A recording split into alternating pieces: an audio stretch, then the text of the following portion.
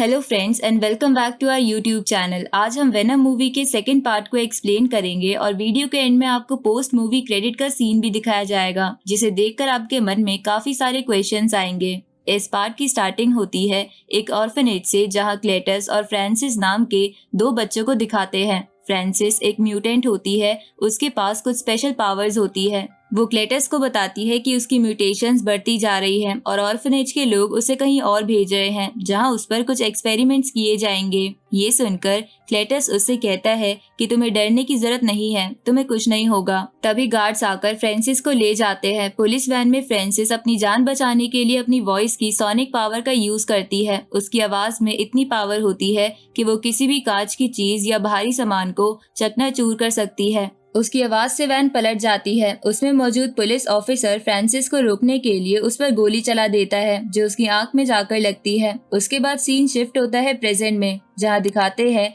कि फ्रांसिस को रेवेनक्रॉफ्ट नाम की एक स्पेशल जेल में रखा हुआ है, जहां डॉक्टर्स उस पर एक्सपेरिमेंट्स करते हैं। रेवेनक्रॉफ्ट की एक डॉक्टर फ्रांसिस को न्यूज़पेपर देती है, जिसमें क्लेटस के डेथ सेंटेंस की न्यूज होती है और यह आर्टिकल एडी ने लिखा होता है। इसके बाद सीन फोकस करता है क्लेटस पर, जो कि जेल में बंद है, और यहाँ एंट्री होती है एडी की। उसके साथ एक डिटेक्टिव होता है, जो उससे कहता है कि क्लेटस सिर्फ तुम्हें इंटरव्यू देना चाहता है और हो सकता है कि अपने किए हुए सभी मर्डर्स की इंफॉर्मेशन तुम्हें देना चाहता हो। यहाँ हमें पता चलता है कि क्लेटस एक सीरियल किलर है। डिटेक्टिव एडी को क्लेटस के पास ले जा रहा होता है। तभी वेनम उसकी बॉडी से बाहर आकर डिटेक्टिव को खाने की कोशिश करता है। एडी उसे लेकर वॉशरूम में जाता है, जहां वो उससे ये सब करने से मना करता है। वेनम कहता है कि हम सिर्फ बैठने के अलावा बहुत कुछ कर सकते हैं, लेकिन तुम बहुत ही डरपोक हो। एडी और वेनम के बीच बहस होती है और वो वॉशरूम से बाहर निकलते हैं और डिटेक्टिव के साथ क्लेटस से मिलने जाते हैं। क्लेटस एडी को कहता है कि वो उसे बहुत पसंद करता है। अगर वो उसका एक मैसेज अपने आर्टिकल में छाप देगा तो वो उसे अपने बारे में सब कुछ बता देगा। क्लेटस अपना मैसेज एडी को लिखवाता है। एडी वहां से जाने लगता है। तभी वेनम उसे क्लेटस के सेल की तरफ देखने को कहता है, जिसकी दीवारों पर क्लेटस ने काफी अजीब चीजें ड्रॉ करी होती है। एडी वहां से बाहर आता है। डिटेक्टिव उससे पूछता है कि क्लेटस ने उसे क्या इन्फॉर्मेशन दी। एडी कहता है कि उसने एक बकवास शायरी सुनाई और उसके अलावा कुछ नहीं। एडी घर पहुंचता है, जहां वेनम पेपर पर वो सभी चीजें ड्रॉ करता है जो उसने क्लेटस के सेल में देखी थी। उन्हीं पिक्चर्स में उन्हें एक बीच की पिक्चर मिलती है, जिसे वो पुलिस को देते हैं और इस लोकेशन पर इन्वेस्टिगेशन करने पर पता चलता है कि क्लेटस ने जिन लोगों का मर्डर किया है उन सभी की बॉडीज को इसी लोकेशन पर छुपाया हुआ है। इस न्यूज के बाद एडी दोबारा फेमस हो जाता है और क्लेटस को मौत की सजा सुना दी जाती है। अगले सीन में वेनम और एडी को बात करते हुए दिखाया जाता है। वेनम कहता है कि तुमने प्रॉमिस किया था कि मैं बुरे लोगों को खा सकता हूँ, लेकिन तुम मुझे ऐसा नहीं करने देते। वो कहता है कि मैं सिर्फ चॉकलेट्स पर जिंदा नहीं रह सकता। एडी उसे समझाता है कि FBI उन सभी केसेस की वजह से उस पर नजर रखे हुए है जहाँ लोगों को खाया गया है, और उन सभी स्पॉट्स पर मैं हमेशा होता हूँ। अगर कोई भी इंसान गायब हुआ तो सीधा शक हमारे ऊपर जाएगा और हमें मार दिया जाएगा। इसके बाद एडी मिसेस चेन के स्टोर पर वेनम के लिए चॉकलेट्स लेने जाता है। वहां से वापस घर जाते हुए उन्हें एक आदमी दिखता है, जो एक लेडी का पर्स छीन रहा होता है। वेनम उस लेडी को बचाता है और उस आदमी को खाने लगता है, लेकिन एडी उसे ऐसा नहीं करने देता। इसके बाद एडी को एना का कॉल आता है और वो उसे मिलने के लिए बुलाती है। एडी उसे मिलने एक रेस्टोरेंट में जाता है। एना उससे पूछती है कि क्या वेनम अभी भी उसके साथ है, जिस पर एडी उसे मना कर देता है। एना उसे बताती है कि उसने डॉक्टर डैन के साथ एंगेजमेंट कर ली है और वो दोनों जल्दी शादी करने वाले हैं। ये सुनकर एडी बहुत उदास हो जाता है। उसका अजीब बिहेवियर देखकर एना समझ जाती है कि वेनम अभी भी उसके अंदर है और वो कहती है कि वेनम एडी का ख्याल रखना। इसके बाद एडी वहां से चला जाता है। इसके बाद मॉर्निंग का सीन दिखाते हैं, जहां वेनम एडी के लिए ब्रेकफास्ट बना रहा होता है, क्योंकि वो एना की एंगेजमेंट को लेकर काफी अपसेट होता है। एडी के लिए एक लेटर आता है जो उसे क्लेटस ने भेजा है। क्लेटस लेटर में लिखता है कि मैं तुम्हें अपनी मौत देखने के लिए इनवाइट कर रहा हूँ, क्योंकि मुझे यहाँ पहुँचाने में तुम्हारा सबसे बड़ा हाथ है। वो लेटर में बताता है कि कैसे उसने अपनी ग्रैंड मदर को सीढ़ियों से नीचे गिराया और अपनी मॉम के बाथ टब में हेयर ड्रायर फेंका। उसने ये भी लिखा कि उसके फादर उसे बहुत मारते थे और उन्होंने उसे एक ऑर्फनेज में भेज दिया, जहाँ उसे बच्चे बहुत बुली करते थे,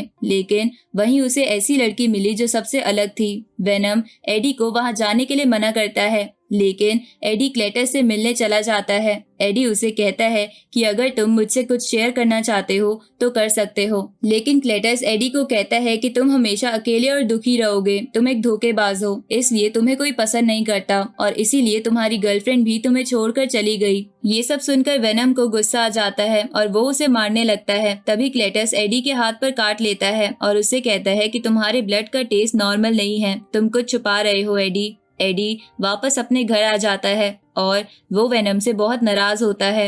एडी कहता है कि तुमने सब खराब कर दिया, जब से तुम मेरी लाइफ में आए हो सब खराब हो गया है। इस पर वेनम कहता है कि उसकी वजह से ही एडी आज हीरो बना है, उससे पहले वो एक जीरो था। इन सभी बातों को लेकर दोनों के बीच लड़ाई हो जाती है और वेनम एडी की बॉडी से बाहर निकलकर वहां से चला जाता है। दूसरी तरफ क्लेटस को दिखाते हैं जिसे मौत की सजा दी जा रही होती है। उसे मारने के लिए उसकी बॉडी में एक लिक्विड इंजेक्ट किया जाता है। वो लिक्विड जैसे ही उसकी बॉडी में जाकर ब्लड में मिक्स होता है, क्लेटस की बॉडी में कुछ रिएक्शन होने लगता है और वो वेनम की तरह एक सिम्बायोट में बदल जाता है। ऐसा इसलिए हुआ क्योंकि क्लेटस ने एडी को काट लिया था और वेनम का कुछ हिस्सा उसकी बॉडी में चला गया था, जो उस केमिकल से मिलकर प्रॉपर सिम्बायोट बन गया। क्लेटस का सिम्बायोट वेनम से ज्यादा स्ट्रांग होता है। वो सभी ऑफिसर्स को मारकर जेल से भाग जाता है। इसके बाद एडी को दिखाते हैं जिसे ये न्यूज मिल चुकी है कि क्लेटस जेल से भाग चुका है। वो काफी घबरा जाता है और आगे के प्लान के बारे में सोचने लगता है और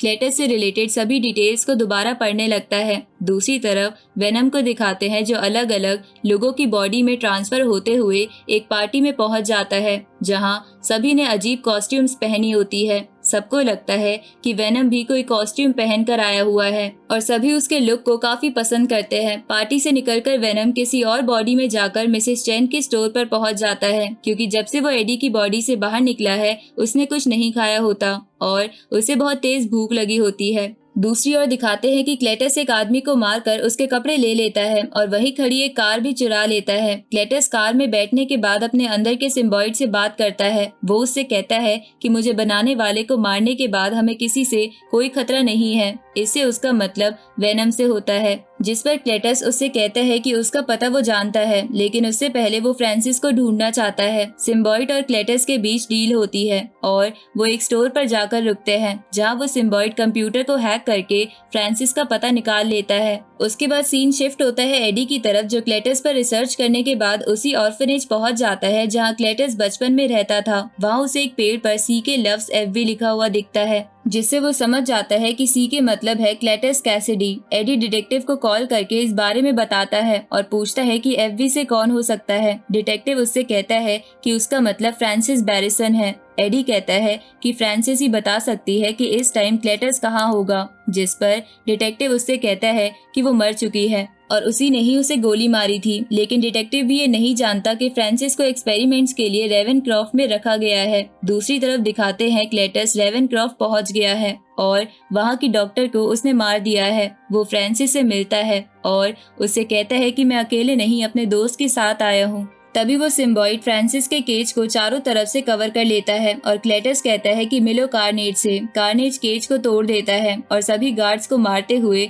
वो लोग बाहर निकल आते हैं। पुलिस उनका पीछा करती है। क्लेटस कार्नेज में बदलकर सभी को मार देता है। तभी पुलिस उन पर हेलीकॉप्टर से शूट करती है। उनसे बचने के लिए फ्रांसिस अपनी सोनिक पावर का यूज करती है और बहुत तेज चिल्लाती है, जिसकी वजह से कार्नेज को बहुत प्रॉब्लम होती है। क्लेटस फ्रांसिस को कहता है कि तुम अपनी पावर का यूज मत करो, क्योंकि कार्नेज तेज आवाज बर्दाश्त नहीं कर सकता। वो सबको मारकर वहाँ से निकल जाते हैं। अब इन तीनों का टारगेट वेनम, एडी और डिटेक्टिव को मारना होता है। दूसरी तरफ पुलिस ने एडी को अरेस्ट कर लिया है और वही डिटेक्टिव उससे पूछता है कि तुम क्लेटस के बारे में और क्या जानते हो, हमें सब बताओ, क्योंकि तुम ही हो जिसे वो बार बार मिलता था। वो एडी को ये भी बताता है कि क्लेटस के साथ कोई मॉन्स्टर भी है, क्या तुम उसके बारे में कुछ जानते हो। इससे एडी समझ जाता है कि जब क्लेटस ने उसे बाइट किया था तो वेनम का कुछ पार्ट उसके अंदर चला गया होगा। एडी डिटेक्टिव को कहता है कि वो अपने लॉयर से बात करेगा और वो तुरंत एना को कॉल करके वहां बुलाता है। एडी उसे सारी बातें बताता है और उससे कहता है कि वो वेनम को ढूंढ कर लाए। एना ऐसा ही करती है और वेनम को ढूंढने के लिए सबसे पहले मिसेस चेन के स्टोर पर जाती है और उनसे वेनम के बारे में पूछती है। वेनम मिसेस चेन की बॉडी में ही होता है। एना उसे बहुत कन्विंस करती है कि वो वापस एडी के पास चले और बड़ी मुश्किल से वेनम उसकी बात मानता है। अब एना वापस एडी के पास जाती है और उसे जेल से लेकर भाग जाती है। वेनम कहता है कि जब तक एडी सॉरी नहीं बोलेगा वो उसकी बॉडी में नहीं जाएगा। एडी वेनम को सॉरी बोलता है और कहता है कि वो उसके बिना कुछ नहीं कर सकता। ये सुनकर वेनम खुश हो जाता है और वापस एडी की बॉडी में चला जाता है। डिटेक्टिव एडी को ढूंढने उसके घर जाता है जहां उसे क्लेटस मिलता है। वो उसे सरेंडर करने को कहता है लेकिन क्लेटस उसे फ्रांसिस के लिए पकड़ लेता है। फ्रांसिस एडी के घर जाती है जहां उसे एना की फोटोग्राफ मिलती है और वो ये प्लान करते हैं कि एडी को पकड़ने के लिए उन्हें पहले एना को पकड़ना होगा। फ्रांसिस एना के घर जाती है और उसे पकड़कर अपने साथ ले जाती है और डैन को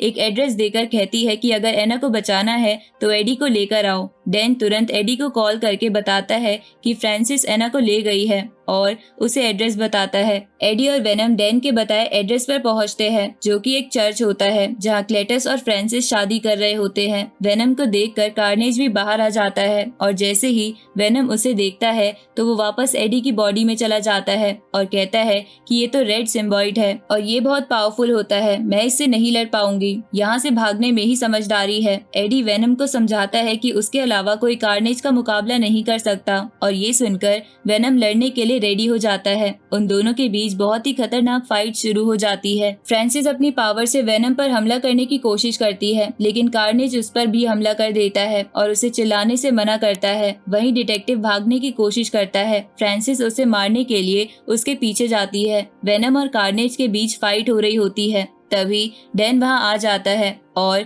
वो कार्नेज पर पेट्रोल और आग से हमला करता है। कार्नेज डैन को पकड़कर उसे मारने लगता है। तभी वेनम उस पर हमला करता है। कार्नेज वेनम को बहुत ज्यादा इंजर्ड कर देता है और एना को लेकर चर्च के टावर के टॉप पर जाता है। वहीं पर फ्रांसिस भी होती है। वो उसे भी मारने की कोशिश करता है जिससे वो बेहोश हो जाती है। वेनम एना को बचाने के लिए कार्नेज के पीछे जाता है और सीधा उसके सर पर वार करता है और एना को सेफली नीचे उतार देता है लेकिन कार्नेज वेनम को बुरी तरह जख्मी कर देता है। वेनम को लगता है कि अब वो नहीं बच पाएगा। तभी फ्रांसिस होश में आ जाती है और वेनम को तुरंत आइडिया आता है और वो फ्रांसिस को नीचे धक्का देता है और फ्रांसिस अपनी सोनिक पावर का यूज करती है जो इस बार बहुत लाउड होती है। दोनों सिम्बॉइड्स अपने होस्ट की बॉडी से बाहर निकल आते हैं। वेनम स्मार्टली एडी की बॉडी में चला जाता है और कार्नेज जैसे ही क्लेटस के पास पहुंचने वाला होता है वेनम उसे खा जाता है। वेनम क्लेटस को उठाता है और उसे भी खा जाता है। तभी वहां पर पुलिस आ जाती है और वो लोग वहां से छुपकर भाग जाते हैं क्योंकि क्लेटस के साथ साथ पुलिस एडी को भी ढूंढ रही होती है। लास्ट में डिटेक्टिव को दिखाते हैं जो अभी तक मरा नहीं है लेकिन उसकी आंखें किसी नॉर्मल इंसान जैसी नहीं होती और इसी के साथ मूवी एंड हो जाती है। मूवी एंड होने के बाद पोस्ट क्रेडिट सीन में वेनम और एडी को एक बीच पर दिखाते हैं। वो दोनों अपने रूम में जाते हैं जहां वेनम एडी को अपने पास्ट के कुछ विजुअल्स दिखाता है और वो अचानक से किसी और के रूम में पहुंच जाते हैं। ये सभी चीजें काफी कंफ्यूजिंग होती है। तभी टीवी में न्यूज पर स्पाइडरमैन को दिखाते हैं जिसे वेनम पहचान लेता है लेकिन व्यूअर्स को इस सीन की कोई क्लैरिटी नहीं मिलती। यानी हो सकता है कि इस मूवी का नेक्स्ट पार्ट भी आए जिसमें व्यूअर्स की कंफ्यूजन को क्लियर किया जाएगा। यहाँ मूवी एंड होती है and thank you so much guys for watching.